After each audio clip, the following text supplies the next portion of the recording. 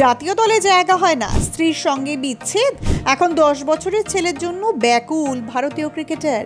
এগিয়ে না পিছিয়ে আমরা আছি বর্তমানে, আপনার ফোনে, আপনার মনে।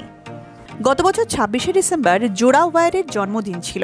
সেই দিন ছেলের জন্য সমাজ মাধ্যমে মনের কথা লিখেছিলেন ধাওয়ান।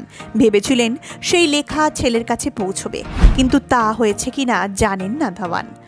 গত মাসে শিখর ধাওয়ানের ছেলে জোড়া ওয়ারের জন্মদিন ছিল, সেই নিয়ে একটি পোস্ট লিখেছিলেন ভারতীয় ক্রিকেটার ধাওয়ান।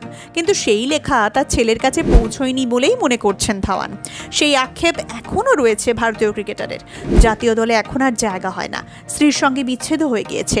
এই অবস্থায় এখন 10 বছরের ছেলের জন্য ব্যাকুল হয়ে উঠেছেন ধাওয়ান।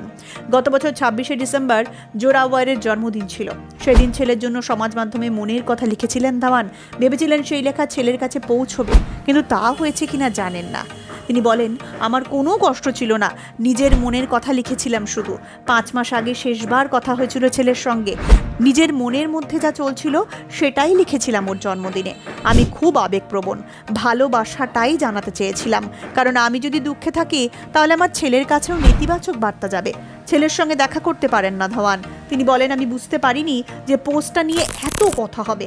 অনেক আশা নিয়ে লিখেছিলাম, ভেবেছিলাম আমার ছেলে ওটা পড়বে, ও যেখানেই থাকুক আশা করি একদিন আমার সঙ্গে দেখা করতে আসবে। আমি জোড়া ওয়ারকে জোর করব না, রোজ আমি ওকে কিছু না কিছু লিখি, কিন্তু জানি না আদৌ সেগুলো ওর কাছে যায় কি না। একজন বাবা হিসেবে নিজের কর্তব্য করে যাচ্ছি আমি। দুঃখ হয়, কিন্তু সেটা নিয়ে থাকতে শিখে গিয়েছি। পরের খবর আপডেট পেতে ফলো করুন বর্তমান সময়ে বাংলা ডিজিটাল মিডিয়ার পেজ।